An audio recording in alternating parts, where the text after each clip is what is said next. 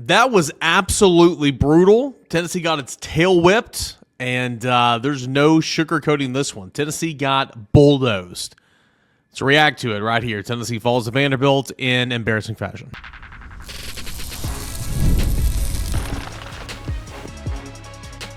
You are Locked On Vols, your daily podcast on the Tennessee Volunteers. Part of the Locked On Podcast Network, your team every day. Hey, everybody. Welcome into it. A little post-game reaction podcast here on Locked On Vols. I'm your host, Eric Cain, a member of the VolQuest.com team here in town covering your Tennessee Volunteers. And I am recording this episode from the Neyland Stadium press box following the conclusion of the final regular season game as Tennessee falls in embarrassing fashion to Vanderbilt 45-24. Tennessee finishes the regular season 8-4, a 4-4 record in Southeastern Conference play. We will await the bowl destination, the very anticlimactic bowl destination that'll be unearthed this time. Well, I guess it'll be Sunday next week, and we'll talk about that more later on. Not really in this program, but later on this week. We're just going to spend the next 20 minutes or so just kind of reacting, getting some things off our chest, and that's kind of what this is all about right here. I'm your host, Eric Cain, again, a member of the VolQuest.com team. Tennessee falls 45-24 to the Vanderbilt Commodores. So first and foremost, let me just get this out here and make it abundantly clear. And again, this is my opinion. This is nobody else's opinion but mine. So, this is my show. I'm going to give my opinions on this. Seen a lot of talk, and I saw it all weekend long, and certainly saw it a lot whenever Tennessee was losing, and you just don't lose to Vanderbilt. You just don't lose to Vanderbilt. Inexcusable, fireable offense, all that type of stuff. That's just wrong, okay? Like, this Vanderbilt team is literally good. Now, I'm going to get to how it happened, and that's pathetic, and that's embarrassing. And trust me, we're going to talk about that. Okay, we're going to talk about that. But the era of we just don't lose to Vanderbilt anymore, that's just over. I mean, you have the transfer portal when Vanderbilt can go out and get a Heisman caliber type quarterback, and that's literally what it did last year in Diego Pavia. And for those who hate Diego Pavia, that's fine. Boy, he came in Neyland Stadium and backed it up. He did. And Tennessee had literally no stop for him whatsoever. So it's people should be fired on the spot for losing to Vanderbilt. No, that's just not true anymore, okay? And I get the thought on that, but just because it's been routine for all these years, that's just not the case anymore. And we kind of said it throughout the week. I mean, again, this is a team that is a college football playoff team that's probably going to get left out of the field. Now, how you lost to Vanderbilt, pathetic.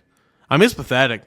I mean, it was awful. Now, the second half was atrocious, and people are saying, well, it's inexcusable. The last, I'd have to go back to, I guess the New Mexico State game and look at the fourth quarter and the second half to see exactly what Tennessee scored. But I know the last four quarters in the second half for Tennessee's been held to 3 points. And, I throw what happened in Gainesville last week out the window just because you were leading 31-0 at halftime. Okay, so that literally just doesn't count, right? But you got your tail whipped here in the second half in this one. And it was a really good ball game in the first half, and it didn't end. The first half didn't close the way it needed to, and more on that here in a moment. But Tennessee had no answer whatsoever in the second half. I mean, Tennessee just got bullied. Tennessee got punked, and Tennessee had no response. I mean, you look at the second half drive summary here, and Tennessee goes punt, field goal, turnover on downs, turnover on downs. Whereas the second half drive chart looked like this for Vanderbilt: touchdown, field goal, touchdown, end of game. The play of the game, the play/call that changed everything for Tennessee was the roughing the passer call on third and whatever it was right before the half, and it was on Jalen McMurray. There's clips out there and everything, and a lot of people talked about it on the Journal's Quarters and certainly on X and all that. And here's my stance on this. And again, can we have conversation without just biting each other's heads off? Like, is that possible? That's what's so annoying about this era and the social media and everything. Like, we just can't have discussions. Like, my take is in 2025, they're going to call that every single time. Every single time. Would that have been called 5-10 years ago? No, it wouldn't. right? It wouldn't. Football's gone soft in a lot of areas. I mean, it just has, and we're not obviously you want to protect the players, and you don't want targeting or anything like that. You want to protect the from concussions and all that, but football's gone soft in a number of areas in the last 10 or so years. Would that have been called a personal foul roughing the passer 10 years ago? No, it would not. No, but in 2025, is that going to be called roughing the passer every single time? Damn right it is. 9 out of 10 times, it's going to be called roughing the passer. Now, let's think about it from the defender's point of view. McMurray's coming off the edge right there. He's full head of steam. Can he slow up? No, in my opinion, he can't. He can't. Oh, just let up. Just let up. What are you talking about? You've never been in that position before. It's tough. He hit him in the head. Josh Heupel was asking post-game media, did you get any clarification on the roughing the passer call or whatever? He said, no, not really, just that he hit him high. Well, Diego Pavia jumped when he threw it, and when he was making his way back down to the ground, that's when McMurray struck him. I mean, what is Jalen McMurray to do in that situation, right? There's nothing the defender could have done. So I feel for Jalen McMurray. I think that was a crappy call for him. But is that call going to happen in 2025 football? 9 out of 10 times, yes, it is. That's my opinion. And so whether it should have been called, it was called, it changed the course of the football game because Tennessee got off the field in that situation. Tennessee got off the field. Yet, instead of 3 points, Vanderbilt was allowed to keep on going, and it scored a touchdown on the very next play. From there, Vanderbilt tied the football game at 21-all. 21-all heading into the halftime break. And they came out of the halftime break. They kept the football for 6 minutes and 35 seconds. And they scored a touchdown. They kicked a field goal the next time. Touchdown, end of half. Tennessee did not stop Vanderbilt whatsoever in the second half. Whereas in the first half, picked them off twice. Thanks to back-to-back holding calls or penalties or whatever it was, forced Vanderbilt back into a third and forever, and they punted. But that was it. Tennessee did not stop Vanderbilt at all in the second half. And winning the middle eight, the way that Vanderbilt did, it changed the course of the football game because you went from up 21-14 if you're Tennessee to being tied 21-21 heading into the halftime break to going behind 28-21. And from there, I mean, again, it was just a rout. 28-21 midway through the third quarter, 31-21. 2 minutes left in the third quarter, 31-24. 12 minutes left in the fourth quarter. And here's another thing, for me. And I was going back and forth with one of my buddies, but he was super emotional because he's a Tennessee fan and Tennessee was losing. And I mean, that's okay. Like that's part of it, right? But down 10, I have no issue whatsoever with Heupel kicking the field goal there to begin the fourth quarter instead of going for a touchdown. Number one, you still had to make a stop at some point. At some point, you still had to make a stop. If you went for and got a touchdown, cool, you're still down 3. Still got to make a stop. So go ahead and get the points. Get the points. You're right there. Kick the field goal with Max Gilbert. Get down by 10 or get down by 7 at that point, and then go try to make a stop. I saw some people, not just my buddy, but some people just freaking out over that. I don't quite understand that. That's not understanding football points and times in my opinion. But yeah, I mean that was the middle eight, the roughing the passer call, right, wrong. It was the story of the game that changed the game completely, and Tennessee just could not recover. More to coming up. More reaction, big picture stuff, a little bit what's going to happen from here on out, why this can't happen yet again, what needs to happen moving forward. The story's not really the game, to be honest with you, outside of that sequence. It's what happens next. That's coming up next right here as we continue on here. It is your little post-game reaction podcast. Tennessee falling to Vanderbilt by an embarrassing score of 45-24. The holidays always feel a little easier when you already know the perfect gift, and Omaha Steaks makes it almost too simple. Whether you're treating yourself this season or sending something memorable to family and friends, Omaha Steaks delivers handcrafted perfection right to their door. And this week is the best time to jump in because their cyber sale is here, and the deals are huge. I've given Omaha Steaks as a gift before, and The reaction is always the same. Excitement when the box arrives, even bigger when smiles and everything hits the grill. The quality is exactly what you hope for. Incredibly tender steaks, rich flavor, and meals that are making hosting or weeknight cooking a little bit easier. And the variety is underrated. Steaks, burger, comfort meals, sides, desserts. It's one of the best gifts that truly fits anyone. And honestly, it's the kind of gift that brings people together, and you don't have to guess anyone's size for that. Save big on unforgettable gifts with Omaha Steaks. Visit omahasteaks.com for 50% off site-wide and extra 20% off select favorites during the cyber sale, and for an additional $35 off, use promo code COLLEGE at checkout. That's omahasteaks.com, promo code COLLEGE. Terms apply. See site for details. So a big shout out to Omaha Steaks, and a big shout out to our friends over at FanDuel Sportsbook. NFL Sundays move fast. One big play, and suddenly everything feels different. That's what makes live betting with FanDuel so much more exciting. You're never just watching the game, you're reacting to it in real time. And with FanDuel, you can place bets on the action as it unfolds, every drive, every momentum, every swing, every highlights, and every moment. Live betting is the best when the game just starts to shift, the receiver gets hot, a defense tightens up, or the momentum flips after a turnover. FanDuel lets you jump into that moment with live spreads and money lines as they adjust instantly, player props.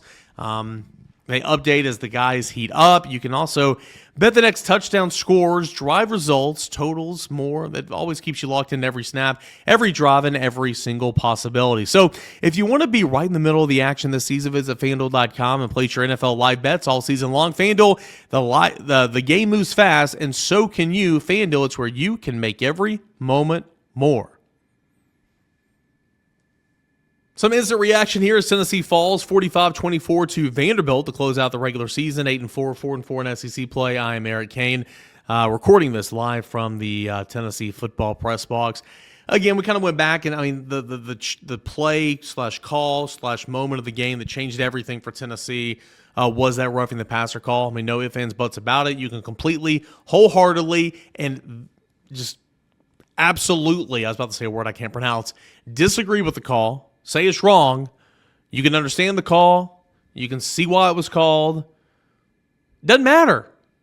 It was called, and it changed the course of the game for Tennessee because Vanderbilt stayed on the field, scored a touchdown, dominated the middle eight, took control of the football game, and Tennessee never, ever, ever looked back.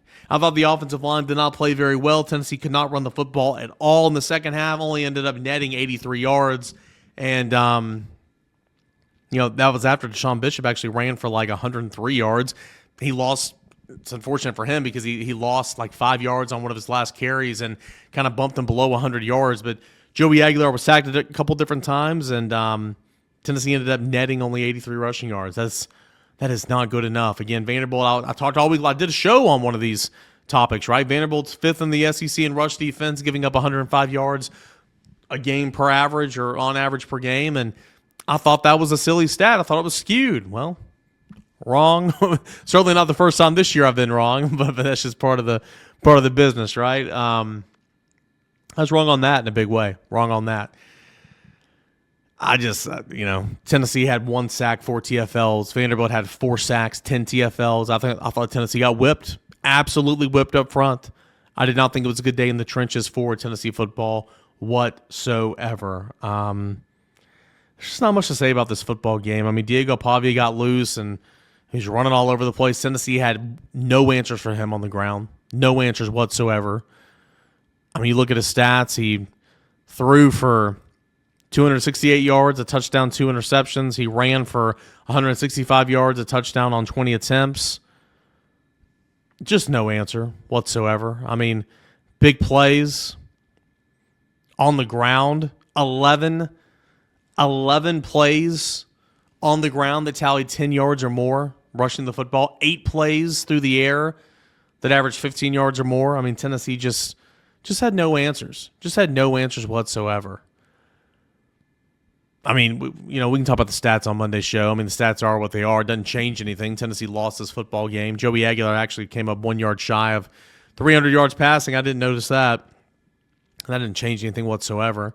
Tennessee just still lost. Tennessee still gave up 582 yards to the offense. And that's another thing. Like, people like, Tennessee lost to Vanderbilt and gave up nearly 600 yards total offense to Vanderbilt. Let that sink in. It's like, Well, number one, 600 yards to anybody, that's bad. Like, I hear you. But again, this is the second best scoring offense in the SEC behind Tennessee coming into tonight.